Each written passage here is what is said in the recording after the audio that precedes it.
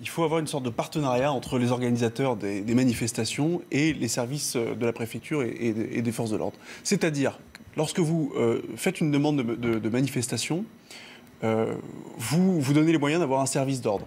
Si vous n'êtes pas en mesure, pour ne pas remettre en question et pour ne pas remettre votre droit à manifester en question, eh bien, vous acceptez qu'au moindre débordement, vous n'attendez pas l'ordre de dispersion pour vous disperser. Rester, c'est cautionner, si vous voulez.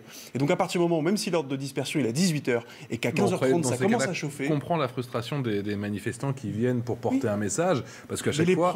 Les premiers à souffrir de ces casseurs, c'est les manifestants eux-mêmes. Ça commence à déraper à 15h30. La manifestation est partie à 14h. C'est pour ça que je vous dis...